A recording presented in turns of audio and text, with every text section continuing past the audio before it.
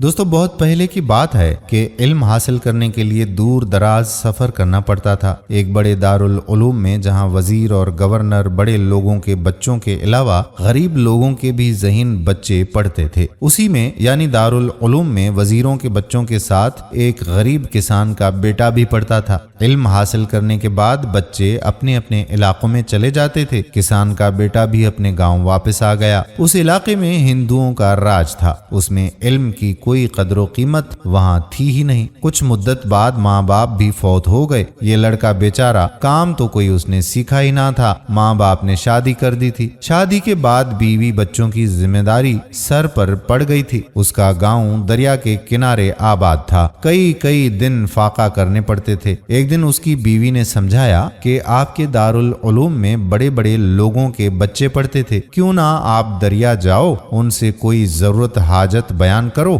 جو اس وقت ہے۔ کسان نے ہمت پکڑی، کیونکہ وہ بڑے عرصے کے بعد وزیر دوست سے ملنے جا رہا تھا۔ دوسرے دن صبح سویرے وزیر سے ملنے تیار ہو کر نکلا، دریا پار گیا اور شام کے وقت پہنچا۔ وزیر بادشاہ سے کسی امور پر مشاورت کی وجہ سے نہ مل سکا، البتہ اس کے ملازم نے اس کو مہمان خانے میں ٹھہرا دیا۔ رات کا کھانا وزیر نے بادشاہ اور کسان کے بیٹے نے وزیر کے مہمان خانے میں کھایا۔ صبح نماز کے وقت مسجد میں دونوں کی ملاقات ہوئی۔ نماز کے بعد دونوں نے بات چیت کی۔ پھر کسان نے اپنی حاجت بیان کی کہ میری کچھ مالی مدد کر دو، میں اور میرے بیوی بچے کئی دن سے فاقے پر ہیں، کچھ نہیں تو فوج میں سپاہی بھرتی کرواؤ۔ وزیر نے کچھ دیر سوچا اور گھر جا کر الماری کھولی اور اس میں سے ایک چاندی کا سکہ لا دیا اور کہا کہ اس وقت میرے پاس یہی ذاتی رقم ہے اور جنگ کی وجہ سے خزانے سے رقم نہیں نکل سکتی، اور تم کو میں فوج میں بھرتی نہیں کرنا چاہتا کیونکہ تم کمزور ہو۔ آئندہ پھر کبھی آنا تو میں تمہاری مدد کر دوں گا۔ یہ چاندی کا سکہ میری اپنی محنت کی کمائی ہے۔ یہ کہہ کر وزیر چلا گیا اور کسان بھی۔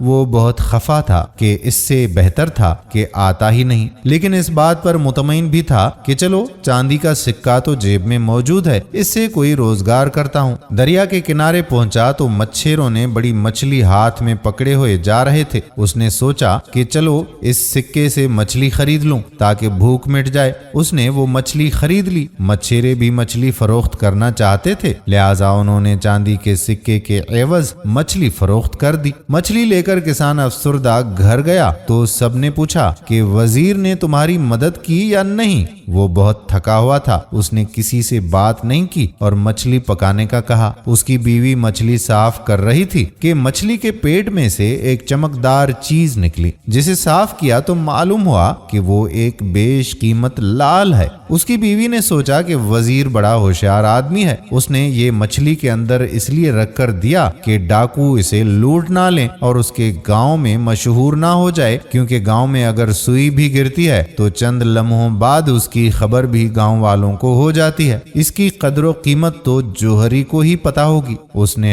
حواس پر قابو پایا اور تحمل سے مچھلی تیار کی۔ کھانا کھانے کے بعد کسان کی بیوی نے وزیر کی تعریف کی اور ساری بات کہہ دی اور اس کے ساتھ بیش قیمت لال سامنے رکھ دیا۔ کسان کی بیوی یہ سمجھ رہی تھی کہ یہ مچھلی وزیر نے دی ہے، جبکہ کسان نے تو خریدی ہوئی تھی۔ اس نے یہ لال اگلے دن کسی جوہری کو دکھانے کے بہانے گھر سے سیدھا وزیر کے گھر گیا۔ وزیر بھی حیران تھا کہ کسان اچانک میرے گھر کیوں آ گیا ہے۔ کسان نے وزیر کو ساری بات بتائی اور لال بھی اس کو پیش کیا۔ وزیر لال کو دیکھ کر حیران رہ گیا۔ کسان نے کہا کہ تمہارے چاندی کے سکے میں بڑی برکت تھی۔ وزیر سوچنے لگا اور اچانک چونک گیا۔ کسان نے وجہ پوچھی تو بتایا کہ وزیر بننے کے بعد میں اکثر سلطنت کے خفیہ دورے کیا کرتا تھا تاکہ عوام کی ضرورت و حاجت کا پتہ چلے۔ ایک دن میں مزدور کے بھیس میں دورے میں مصروف تھا، آسمان پر بادل آ گئے،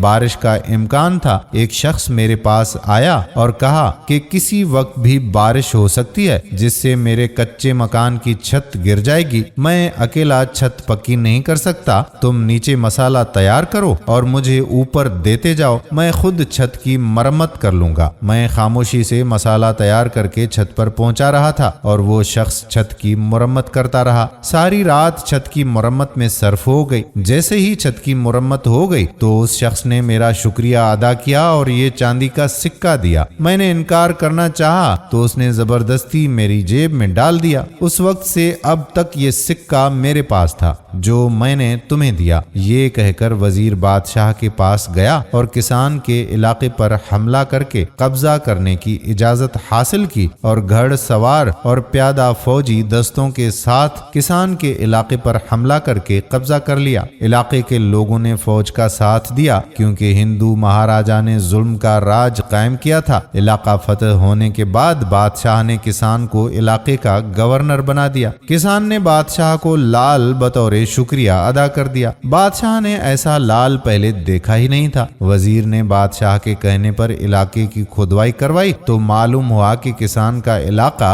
जवाहरात और दीगर कीमती पत्थरों और मैदनियात से भरा पड़ा है, जिससे बादशाह इतना खुश हुआ कि किसान को ये इलाका बख्श दिया जो वजीर की मेहनत का फल था। दोस्तों, कुदरत ऐसे ही कमाल करती है कि कैसे एक छोटे से आदमी को बहुत बड़ा इंसान बना लेती है। अल्लाह ताला हम सब पर अपनी खास मेहरबानी करे, आमीन। वीडियो पसंद आई हो तो शेयर जरूर करें। आने वाली वीडियो तक अपने मेजबान कादिर बख्श कल्होड़ो को इजाजत दीजिए। अल्लाह हाफिज।